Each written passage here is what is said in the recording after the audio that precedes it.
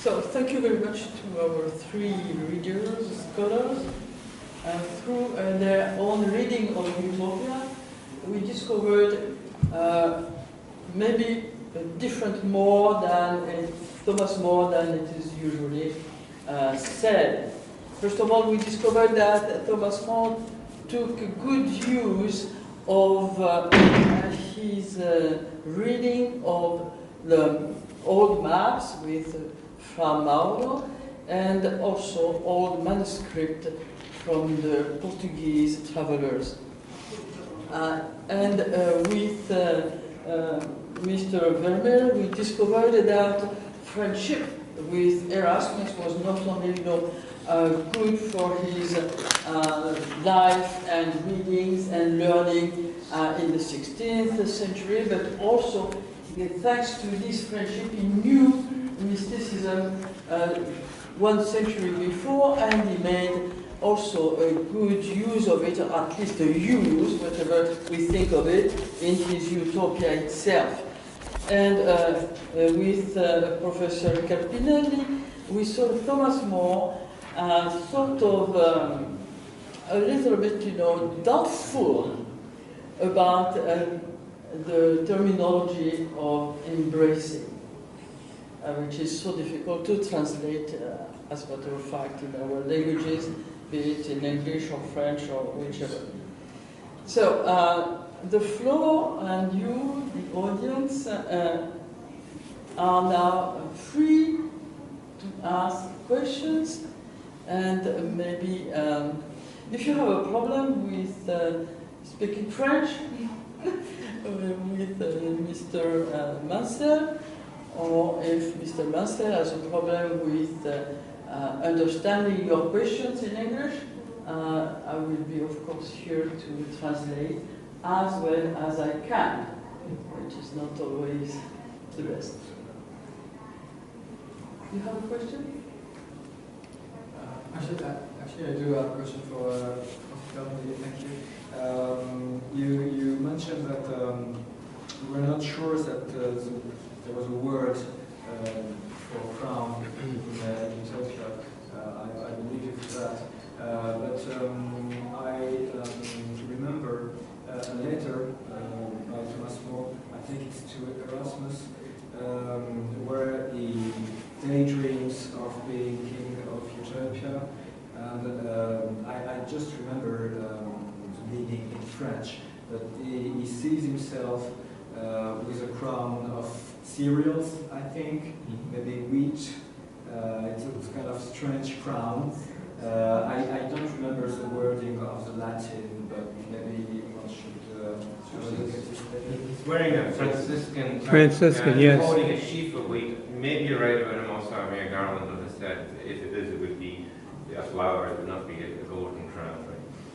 So yes, that should be maybe a message to consider. Yeah. Yes, yes. It's a very interesting situation.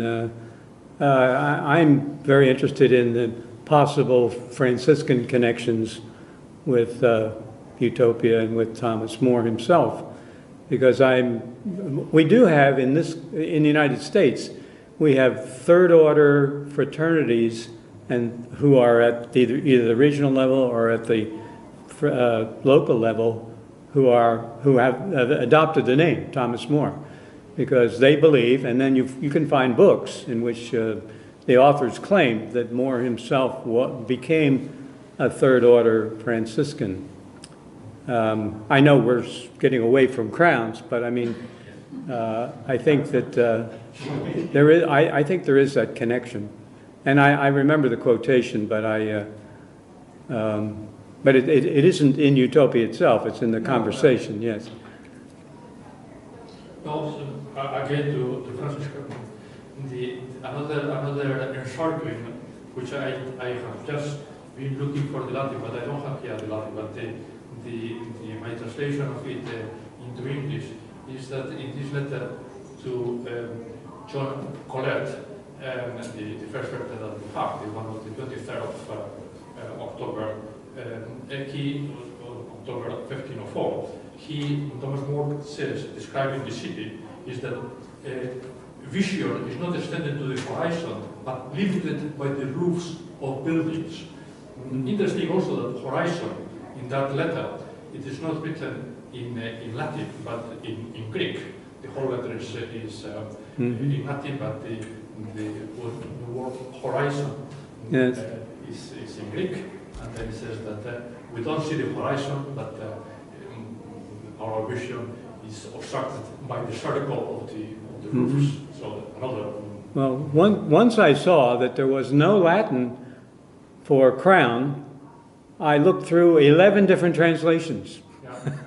And some of them did what Robinson did, just some kind of gold around your head.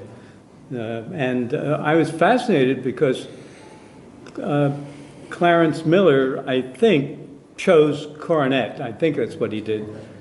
But there's no real agreement here, although I think most people are simply going to assume that crown is somewhere in the Latin translation, the original. Oh. And this is for Martin. And it picks up on more spirituality. It's a speculative question if you care to take it up, but I'm very interested in what you were saying about more spirituality. And there was always this tension between the possibility of a contemplative life and an active life, the latter of which he seemed to choose. But he had that house, he had his little retreat house, where he would spend Fridays, and even late in his life when he was imprisoned in the tower, he says to Meg, I finally get to live the monastic life I've always wanted.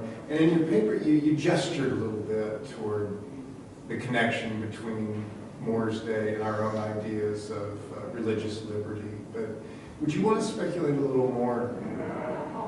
What is there for us still to learn from Moore's spirituality and his sense of how to put our faith into practice? I'm not sure we tend to think of Moore as a source for that kind of inspiration. So if you have speculations along those lines, I would love to hear them. Well, it makes also Thomas More very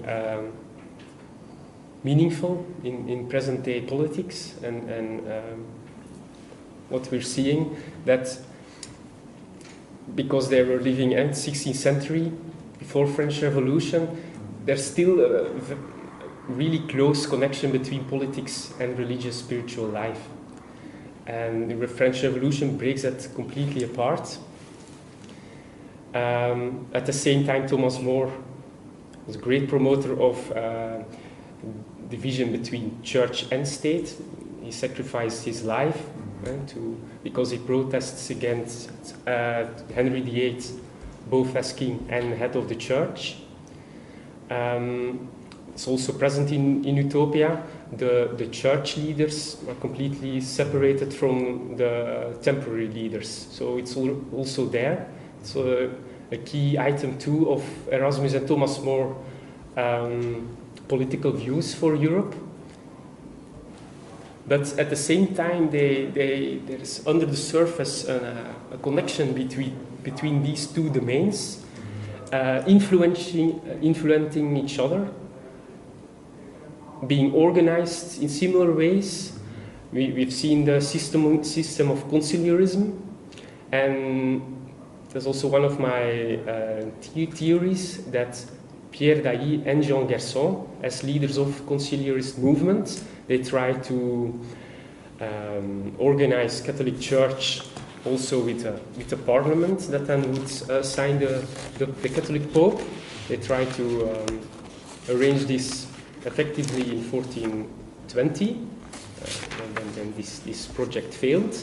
But I believe that Jean Gerson and Pierre Dailly found inspiration for this inside church organization, inspiration also in the joyous entry of Brabant, because Pierre Dailly was present there as Bishop of Cambrai. Brabant was part of his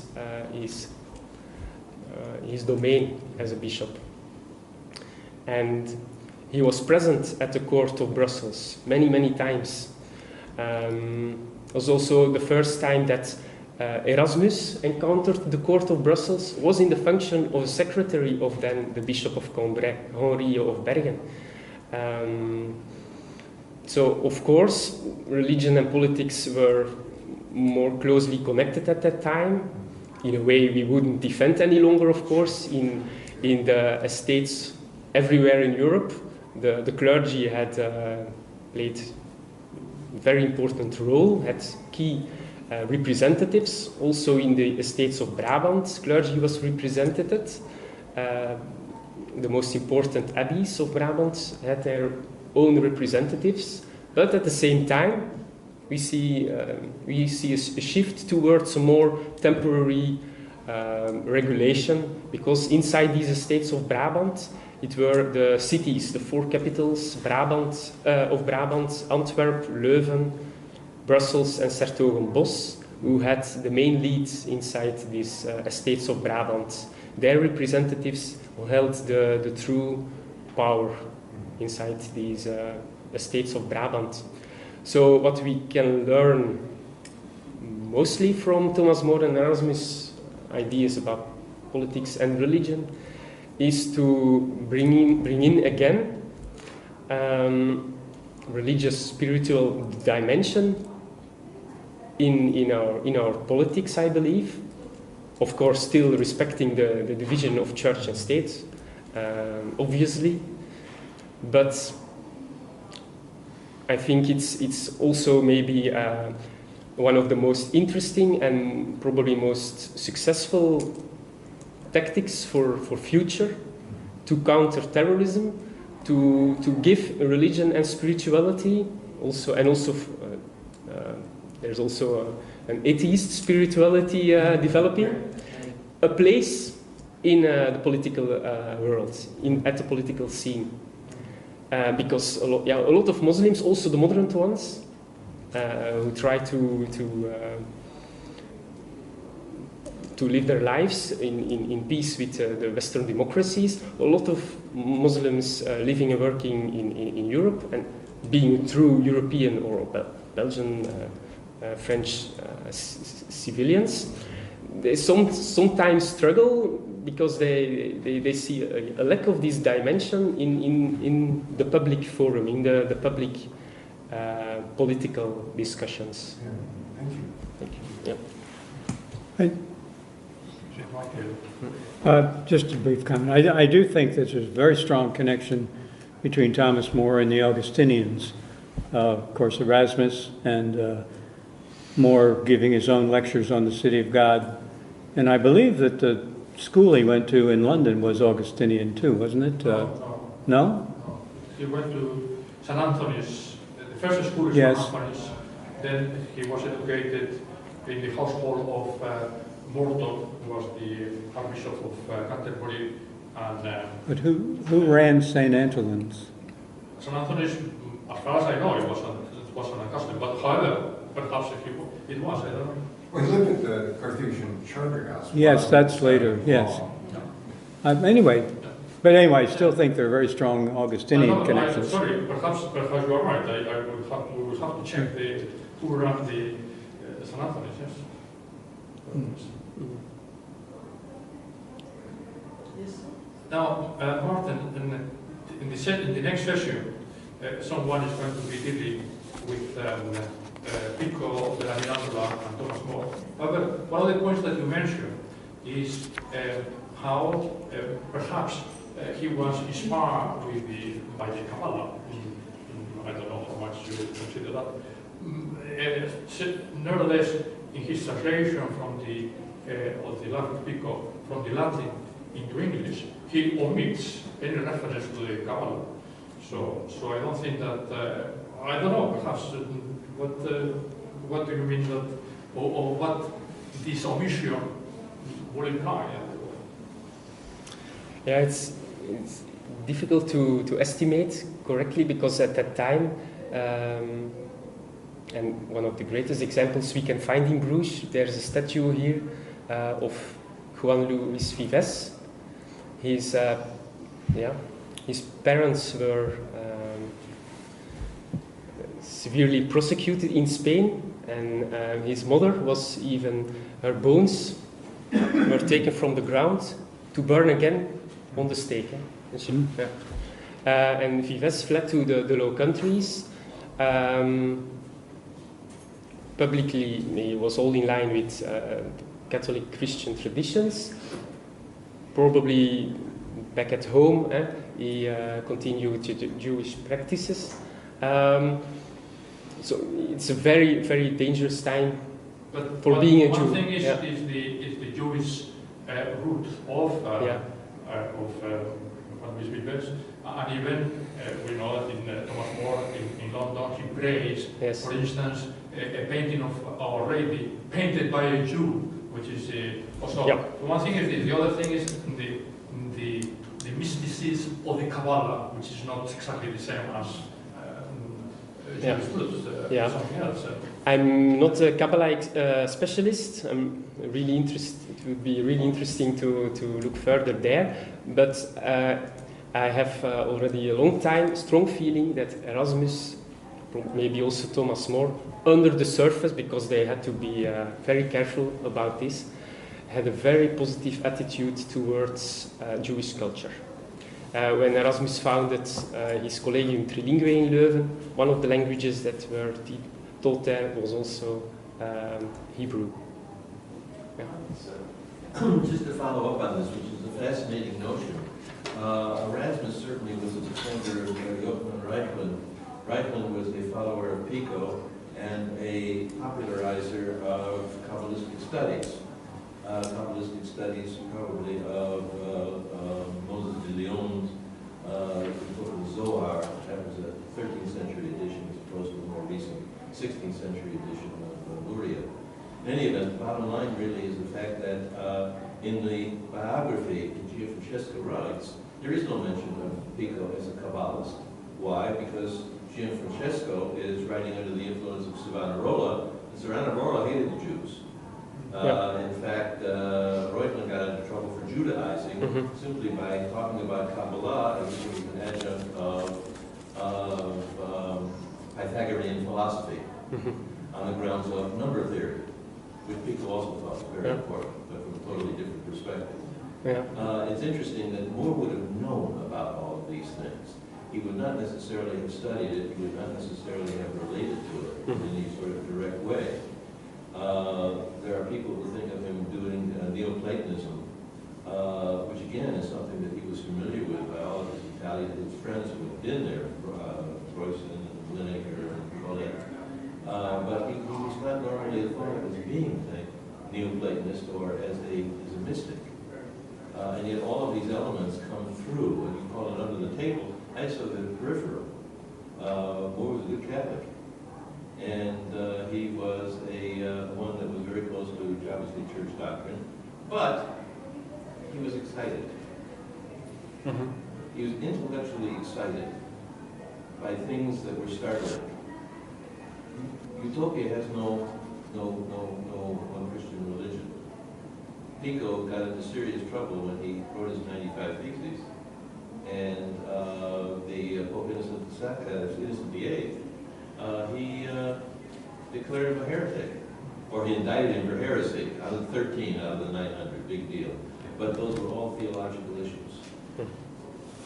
When you read specifically which of the ones that he picked out, they were all dealt with theology. Moore didn't want to go that way. Therefore, there is no Christian element of deity in Utopia. But there is in his life. And I was enjoying the way your paper moved from the utopian idea into Moore generally. What kind of person was Thomas More? And I think they're different. But I'll talk to you about that next session. Thank you. And the Netherlands, Low Countries, a lot of Jews from Spain, from Portugal fled to the Low Countries. And the greatest female heroine for the Jews is the figure of Judith. And all depictions of Judith in Italian Renaissance, she's depicted with clothes until up the neck. And we have depictions of Judith half naked with a naked bosom. Here in the Low Countries by Netherlandish Brabantine painters. And I was wondering what is the reason of this, because there is such a great difference in depiction between Judith in Italian Renaissance and Judith in the, can be called Northern Renaissance art. And I believe that there's a difference because there was more Jewish participation in cultural life, more influence of Jewish elements. And in the Judith story in the Torah, there are references that Judith presented herself sexually to Holofernes. And these were erased for the version of the Judith story in the Old Testament, accompanying them in the New Testament.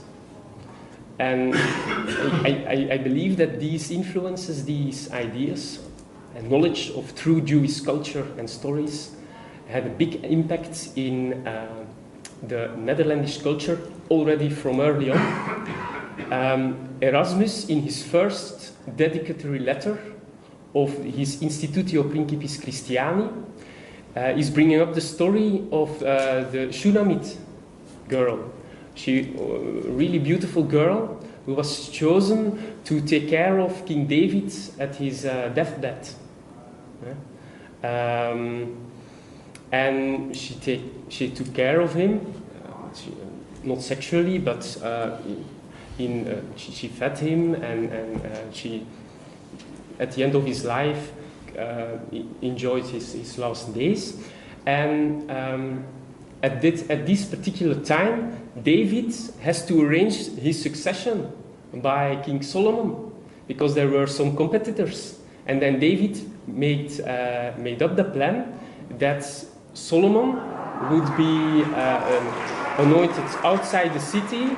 The crowds, the peoples of Jerusalem would gather outside the city walls, and there he would make a joyous entry inside the city of Jerusalem, sitting on a donkey, later repeated by a joyous entry of Jesus on Palm Sunday. And the people of Jerusalem is following King Solomon on his donkey. And he's celebrating, and people are having a big feast. And very, very interestingly, Erasmus brings up this Shunammite story in his preface for the Institutio, but he made a very small addition, but very meaningful. He calls this figure of the Shunammite girl the personification of justice. This is not present in the Old Testament.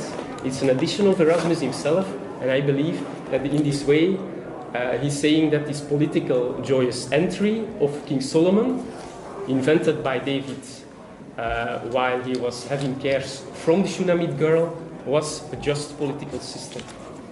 So, Thank you very much. Thank you all for your participation.